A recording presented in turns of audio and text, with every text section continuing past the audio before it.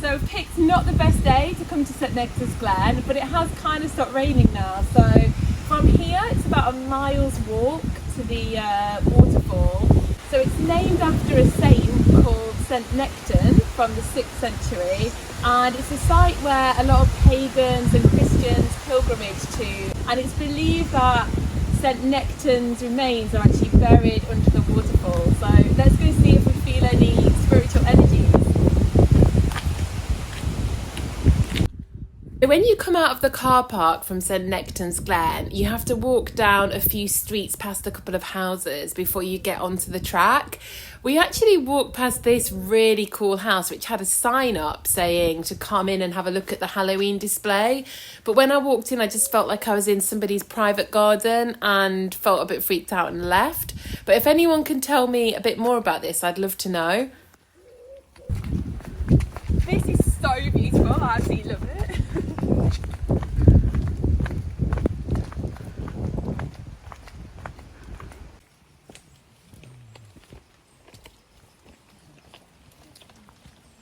We almost didn't go because it was raining, but actually it just made everywhere look very lush, and you are pretty protected by the trees.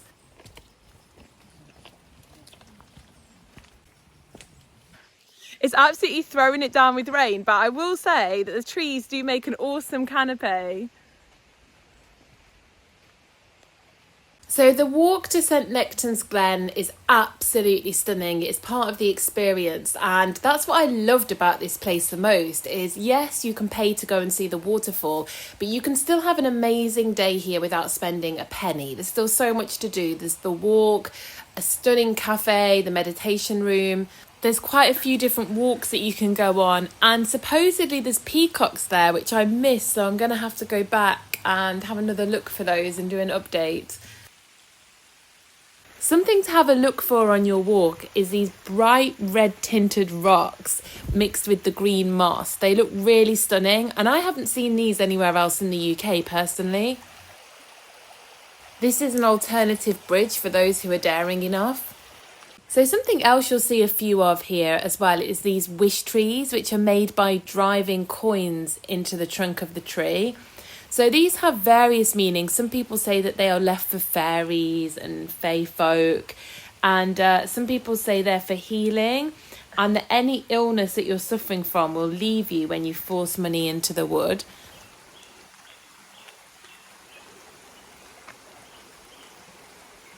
St Nectan's Glen has been named as one of Britain's most sacred sites. It's also a site of specific scientific interest, and that's due to the damp conditions allowing a vast array of rare plants to grow along the wooded sides of the glen. When you get to this second bridge, you know you're almost there.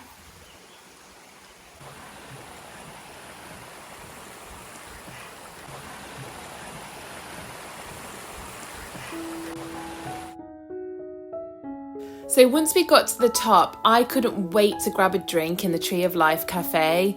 This cafe, I'd seen pictures of it online, but it is even more stunning in person.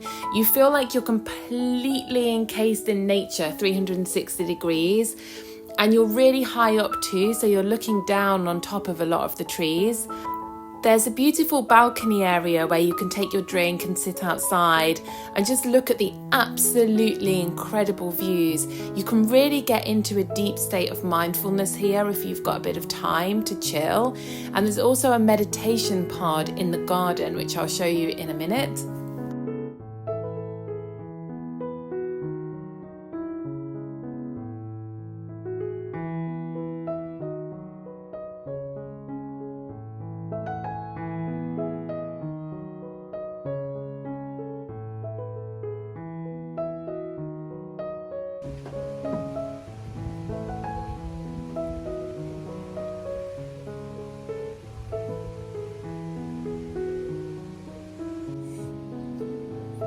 So outside they had this absolutely gorgeous little meditation pod. It's actually made me want one in my future home when I have more space. I would love to have this, a space where you can just go and be with your thoughts that isn't connected to the rest of your house.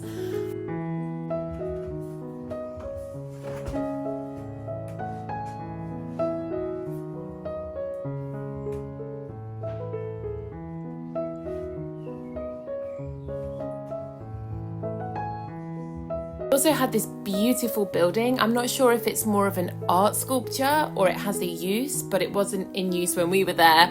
And you can also go on a nature trail from here as well, which we didn't really have time to do, but I would love to do next time, with a bug hotel and all kinds of things for the kids to look for.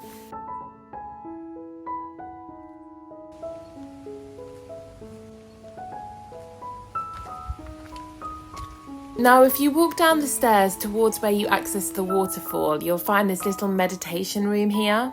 I actually think it was a little bit more of a memoriam than it was meditation. I didn't feel there was anywhere you could really sit and meditate. I think it was more people leaving memorials to people or wishes. I didn't feel a particularly uplifting energy in this space. I think there was a lot of maybe sorrow in this space. And I didn't feel like I wanted to stay in it too long. I got a much more uplifting vibration in the rest of the place. But I do think that there's probably a little bit of an outpouring of grief in this room. Nonetheless, I did light myself a candle and make a wish. So I'm in the meditation room and I'm going to do candles and make a wish. So I'm not going to tell you all what my wish is.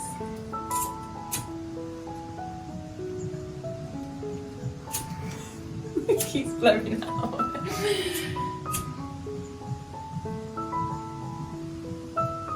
Come on.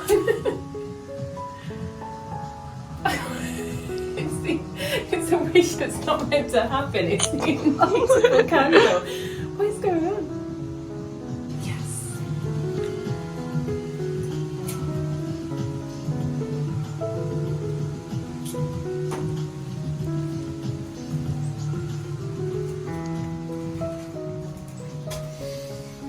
Into where it's going to go.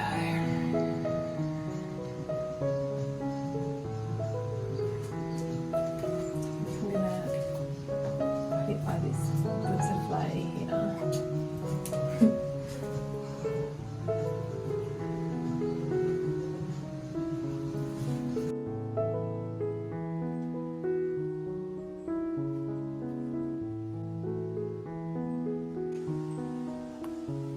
This little statue of Bastet actually reminds me of my own cat Lilith. Stone Lilith. So you access the waterfall by going through the gift shop, which is where you pay. When we went, it was £8 per person to get down to the waterfall.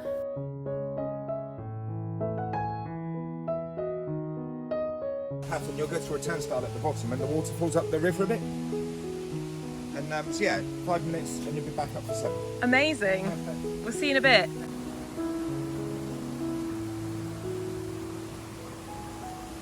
The path to the waterfall was so interesting. I love the way they've incorporated humanity with nature. So there's a lot of wishing items, so little statues, there's a Buddha, there's some art pieces. And everywhere you look, they have these ribbons tied, which apparently you can get from the gift shop, but I didn't know to look for them till afterwards. But nevertheless, I wished I'd have either gotten some from there or brought some with me, so I could have left my own little piece of myself behind at the waterfall. But I will definitely come back here.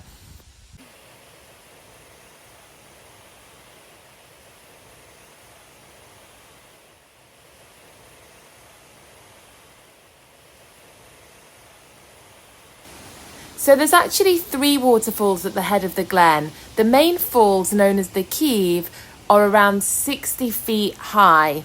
So they come through a circular hole which was actually formed by literally the sheer force of the water pounding on it to form a hole.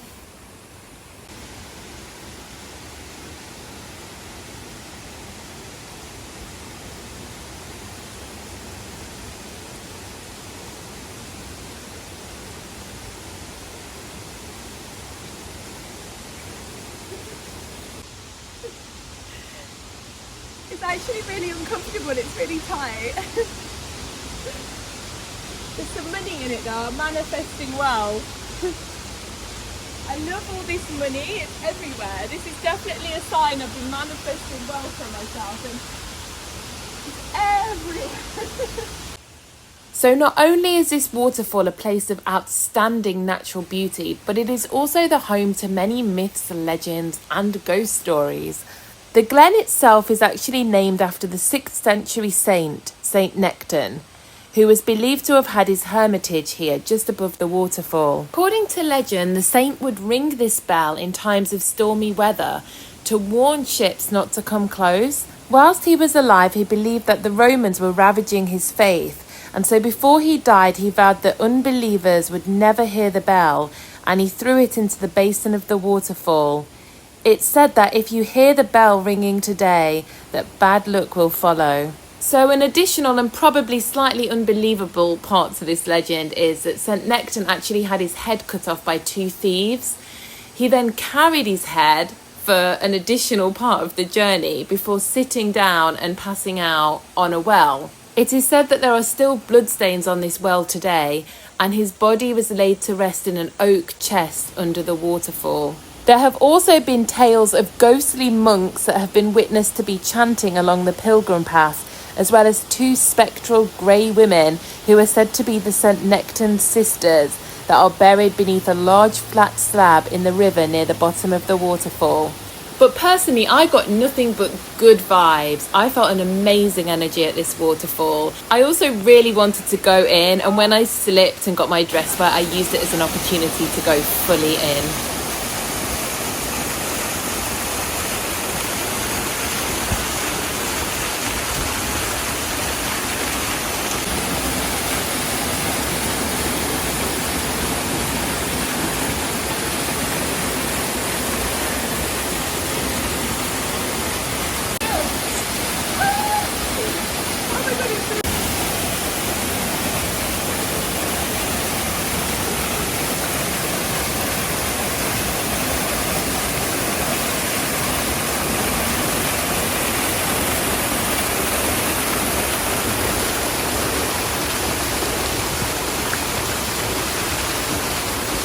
So I ended up falling in and I just thought sod it, but I'm absolutely soaking. I'm going to walk all the 25 minutes back, so my dress is somewhere like really wet here.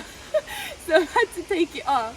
I'm going to have to walk back in tights and a jumper, but it was worth it.